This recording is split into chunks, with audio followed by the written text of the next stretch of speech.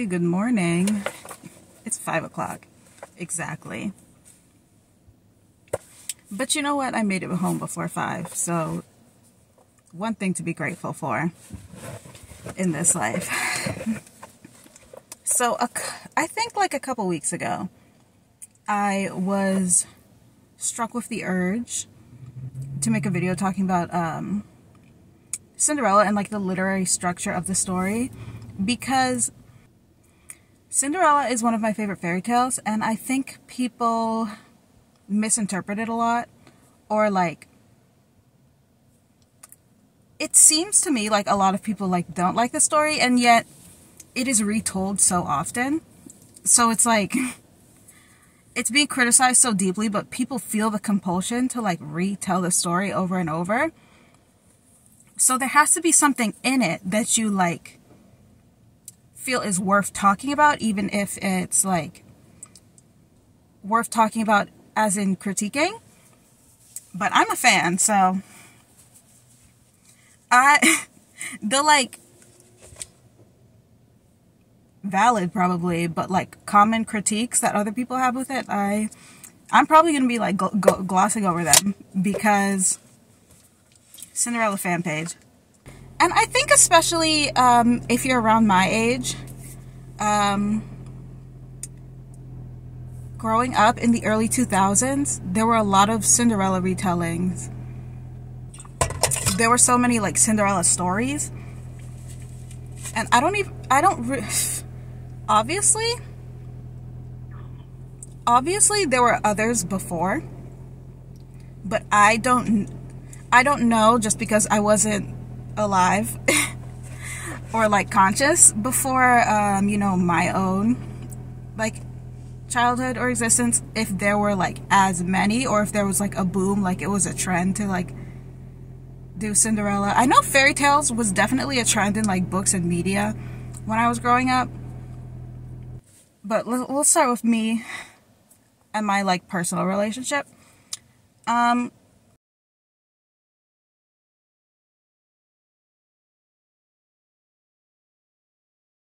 Especially like more recently, I see a lot of people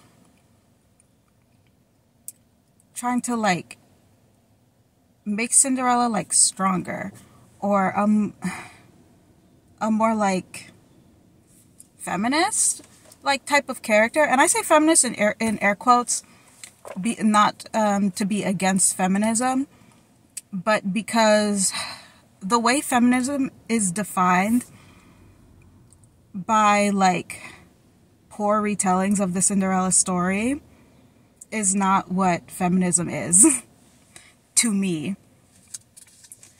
Like I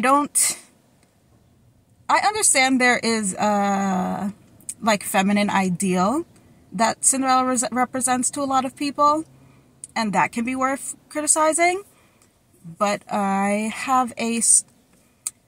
I relate in a specific way to the character of Cinderella because of personal experiences that I've been through.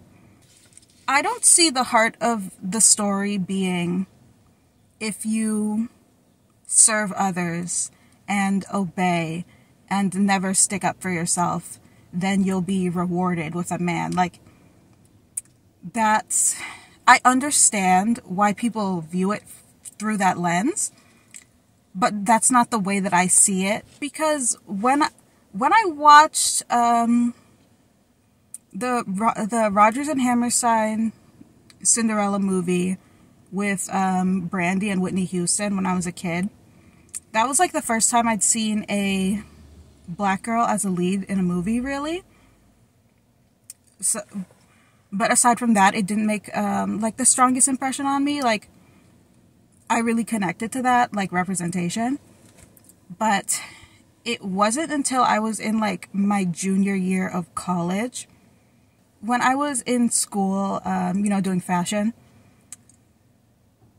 We had like a studio space for me and all my classmates, and in the junior studio, in all the studios actually, there was like a huge monitor that the teachers would use for presenting things. But when classes were over, or like on the weekends when we were just working, people would use it to play movies. And one day someone just put on Cinderella, and I was fully sitting there ready to like talk shit. But as it was like playing, I got like really emotional because I was relating so much to this character. Because at the time, I was sort of carrying this burden of like serving others and having these responsibilities that were not rightfully mine. So I was relating a lot to this feeling of obligation towards others, and sort of like also the being asked or demanded that I take care of other people who should have been looking out for me, or who, like, there should have been more equity in the relationship. And also, especially in the Rodgers and Hammerstein production, the emphasis of like on like escapism or like fantasies, and also like the desire to go and do something special. And even a few years later, I was sort of in this like, I had this like princess phase. What that meant, a lot of people read like princess fantasy as where like, as opposed to like a queen who has like power and authority and responsibilities. People see princess as like a baby, a damsel, like no responsibilities, just vibes, looking pretty, being nice. Where for me, when I was having that like fantasy, and I was explaining it to some people like in depth. And again, this is my trauma of having like a certain amount of responsibility, but to go with that, having a certain amount of privileges. Like having them balance out, you know what I mean? Where I felt like I was giving all the time and never getting anything. I was fantasizing not about necessarily giving less, but receiving more, and that making it easier for me to give more. Don't psychoanalyze me on that. So with that in mind, that like characterization of a sense of obligation and of like fantasizing and fantasies as a coping mechanism. When you look at the character of Cinderella, her character arc, and I'm relying heavily on Rodgers and Hammerstein because I like their characterization a lot. A lot of people will see the like goal or aspirations of the character of Cinderella to be to marry someone, whereas in the story, her character arc is actually, if you take away the prince completely, Cinderella's story arc would be, this is like down here, this is her quality of life before going to the ball. It goes up here, this is the one night she spends at the ball. And then instead of going back down to here, where she was before, her quality of life is being raised to like here. Covering my face. To like here. Because even though she's doing all the same things as before, because she had that one experience, she can sustain her happiness on that experience instead of going completely back to her sense of normalcy. But because she has her happy ending, she goes from here forever higher, reaching new heights. Like, it's a fairy tale and she just so happens to fall in love at first sight. And I know that bothers people, but it doesn't bother me. Love at first sight. It can happen in fairy tales. Like,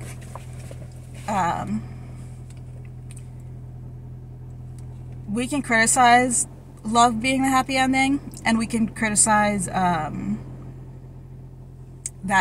the happy ending without love is her returning back to that, like, previous life of servitude. But one of the things that I really specifically like about specifically the Rodgers and Hammerstein, specifically with Brandy, is that because she goes to the ball, she does not go back to her like normal regular life. She packs up and she leaves to run away, because that experience of going to the ball, feeling beautiful, feeling valuable, feeling other people took an interest, the feeling of other people taking an interest in her, doesn't inspire her to get married. It inspires her to run away and start a life of her own, instead of carrying the burden of other people. And then in that like last, not the exact last scene, but the exact, because the last scene is obviously them getting married, but in that last scene before then, it's when she's packing up her stuff and leaving out the back door that she happens to run into the prince. And then like, woo, marriage. I really like that interpretation, because they don't even go through the whole like shoe situation. Like, it's not a thing really. And it is like objectively like goofy to be trying to identify someone based off their shoe size. But I think it's just one of those like fairy tale things. I don't really care for like the whole shoe thing. Like in the like Disney Cinderella, the like animated version, like they find a way to make it important. Her having the opposite shoe proves her identity, not just the fact that it can fit her. You know what I'm saying? And if you can make it important, you can make it important. And if it's that deep to you, like if you think it's like dehumanizing, or you like think it's like a symbol of like patriarchy and like hyperfemininity, then like I'm not necessarily going to refute that, because to me it's like a gag almost. Like I don't even want to deal with it because I really like decenter anything to do with the prince and like love or whatever. I think because I am so focused on the character of Cinderella, as much as like those other things are or like can be, depending on your reading of it, like super important to the story. For me, it's like whatever.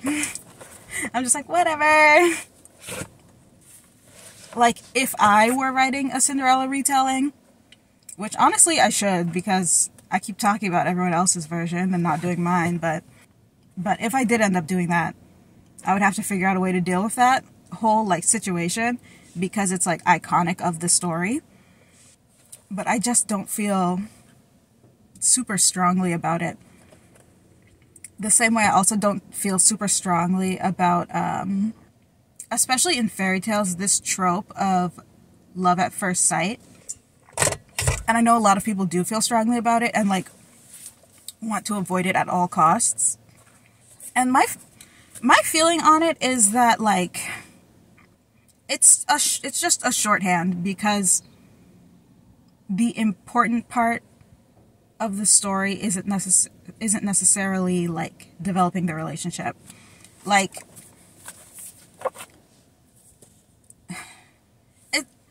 it's like if you ever ask a child to tell you a story, they'll say things where they condense really complex like ideas and relationships, where it will be like, oh, they met and they fell in love. That like the end. Or on to this next thing. Or where it's just like, it's important for them to be in love so that we can move on to these other things. And in like more contemporary stories, or in something that is longer, or in a space where you want to explore like the deep dynamics of a relationship, then you can do that.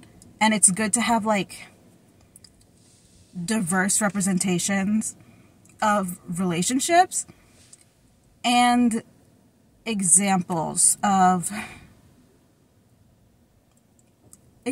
what growing a relationship looks like. Because I do understand this idea that having like a fairy tale love in your head when you're going out into the real world, hoping to meet someone, can kind of lead you to like, I'm trying not to blame people for like wanting this, because you've seen it so much. But by seeing it so much, you can kind of get the wrong idea and end up in a dangerous place, or in a situation that's less than what you deserve. So because of that, I totally understand how people are like, this trope of love at first sight is bad, especially when like it's love at first sight, but then you're seeing more details of the relationship and it's bad. But I do think every once in a while, like, it's fine, especially in a fairy tale. Like, even if you're like, oh, I don't want this to be an example to like, I'm thinking about like a child. If you don't want this to be like an example to someone, what you need to do is talk about it afterwards. And this is semantics, honestly, but I feel like one of the things that people like get stuck on with this love at first sight thing, specifically in Cinderella, is this idea that they dance all night and never speak. But if you're like at a ball, imagine a ball in a ballroom, you're at a ball. If you are dancing hand in hand with someone for, let's say, 7 hours, that means you're talking for almost 7 hours. Like, if you're like slow dancing with someone, you would be speaking. At least when I read Jane Austen, when they're at balls, they talk, and they're dancing, they talk to each other. Actually, one of my favorite Jane Austen heroes, I do not remember his name, but it's in Northanger Abbey. My favorite conversations that they have are when they're dancing. The other thing that I think is kind of silly is if I'm watching like Cinderella retellings, or they're trying to like expand the story, and honestly, the Rodgers and Hammerstein movie does this also, but a lot of other like Cinderella retellings will do this, where they will have Cinderella and the prince meet in like a random the market square, like randomly, and that's where they like get to know each other. And I just think it's kind of like, this is still love at first sight. They just see each other earlier, or they see each other love at second sight. They saw each other twice.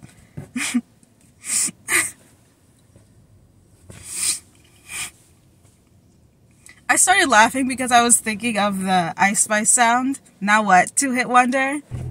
And if anything, like, especially then when they have them, like, when they make the ball a masquerade and they can't see each other, that to me feels like, then didn't you fall in love at first sight twice in a week? If you don't know that this is the person from before. I feel like it's just as like impractical or like ridiculous as if the first time they met was at the ball, which would be like a reasonable place for them to meet. I just feel like they're equal, like they're equally silly. So I get it in the sense of like you want them to have more screen time together so that the audience can like them more. Maybe that's it. If that's the function of that scene, then actually I'm fine with that. Yeah, I'm fine with that, but only if they actually have chemistry. But at the same time, if they can have chemistry in 2 scenes, how come they can't have chemistry in 1 scene? Anyway, I don't think the trope should never be used in anything. Like, use it in some things where it makes sense. But I do also understand that, like, there's a real life sort of parallel where, say you are living in a, like, Cinderella situation where you're sort of in this, like, oppressive household. It does happen, like, a lot of the time where people see their way of escaping that is to get in a relationship with someone and get married really quickly. And that can kind of, you know, for some people it works out, but I've seen many, many examples where it can become, like, dysfunctional or even abusive, or just like, it's just like you settled because you were looking for somewhere to run to. And maybe it's not the worst, but maybe it's not the best. Like, it's not giving Prince. But actually, moving on to a, like, aspect of the story that I don't see discussed much. I haven't gone looking for it too much. So here's the thing. Nowadays, it's easy for children to consume media by themselves. Like, without an adult present at all. Like, even with TV, like, a little further back in the day, like, if there was only one TV, and as a family you all want to watch something, if you can watch something that appeals to, like, the youngest person, and is appropriate for them, but is still enjoyable and appropriate for the rest of the family to watch, that's a big win. And now there can be, like, however many people in a house, and they can all be on their own screen watching, like, their own thing. So it's not an indictment on parents for, like, letting their kids have screens, because there are just more screens in the world these days. But I say this to say that there was a time when, for a child to be entertained, someone older than them, or maybe, you know, their age, but if you wanted to hear a story and you were a little kid, someone had to tell it to you. Whether that is reading it to you, or like telling an oral history. If in culture, stories function to teach, you know, the rules of society. So it was, like, beneficial, or, like, in some ways even expected, that a story for a child should have value also for an adult. And I know when Hans Christian Andersen came out with, when he dropped The Princess and the Pea, when that was fresh off the presses, one of the criticism people had about it was that there was no, like, moral. It's just a silly story. It was just for entertainment. And a lot of stories were not like that. And one, like, very clear example of, like, a fairy tale for children that is really a fairy tale for adults is the story The Old Man and His Grandson. It's only, like, 2 paragraphs long. Maybe I'll put it on the screen. Pause to read. Okay. It's very much a reminder for adults to treat their aging parents with respect in these, like, multi-generational households that people, you know, would be having historically. And, you know, across cultures, a lot of people still do that. In these, like, wicked stepmother stories, from a child perspective, and, you know, a lot of the times they're presented this way where, like, the stepmother is the villain of the story, and she is, because she's doing, like, these like, outwardly evil things. But from a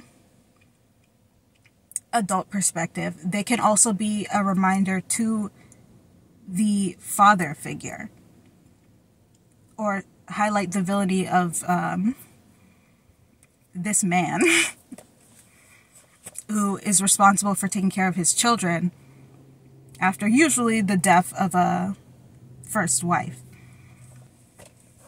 And the lesson is essentially to be careful who you bring around your kids or who you make responsible for the care of your children. Like, put the well-being of your children above your needs in regard to having a spouse. I think this is super clear in a story like Hansel and Gretel, where this father and his two kids, they're poor, but like they're making things work. It's fine, like he's taking care of them. And then this woman comes in and she's in his ear saying like, you know, we can't take care of these two brats. Get rid of them. They're just extra mouths to feed. And she's like convincing him like 2 or 3 times to send them to their death. And at the end of the story, after they, because they love him so much, have fought their way back to him, he gets rid of this lady and becomes dedicated again to the care of his children.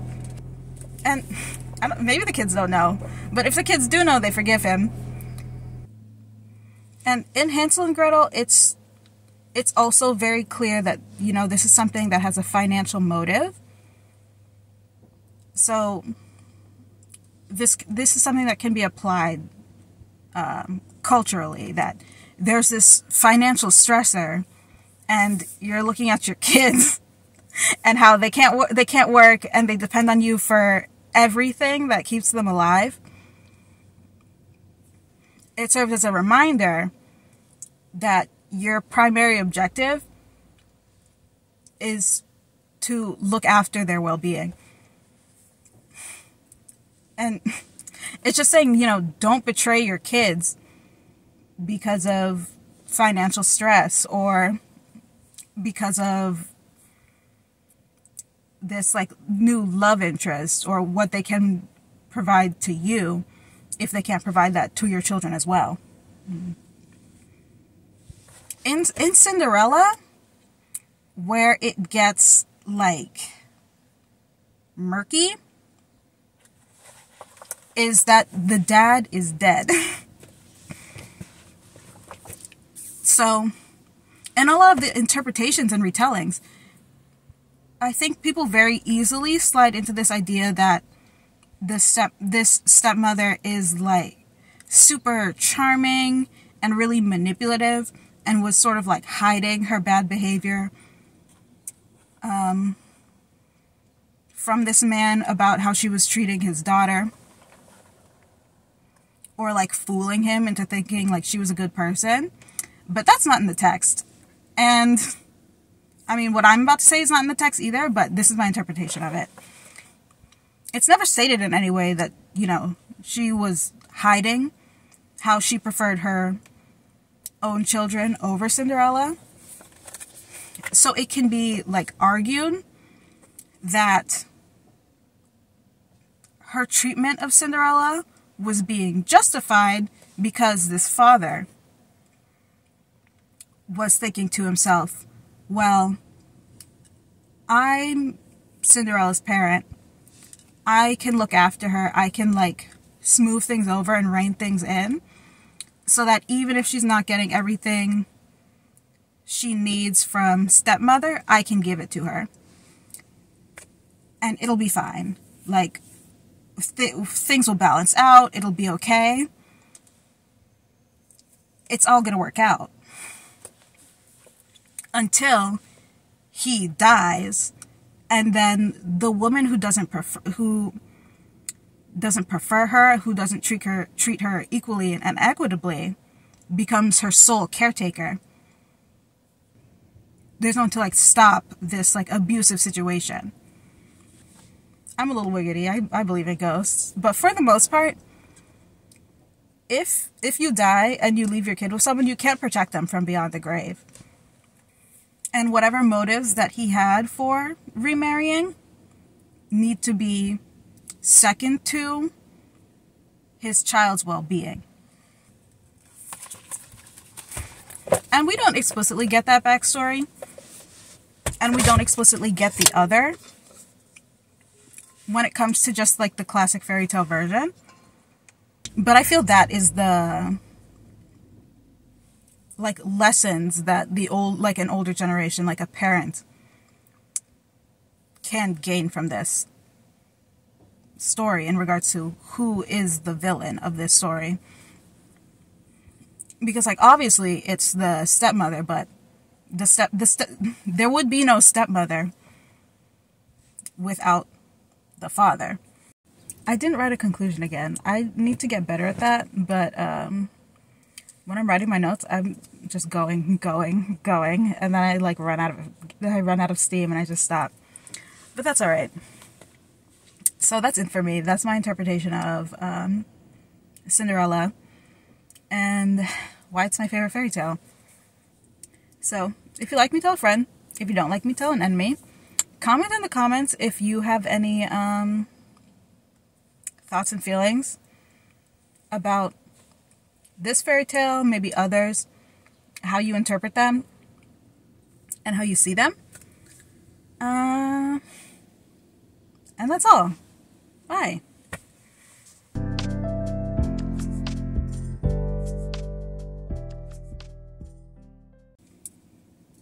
So, the dad's catching stray bullets from me.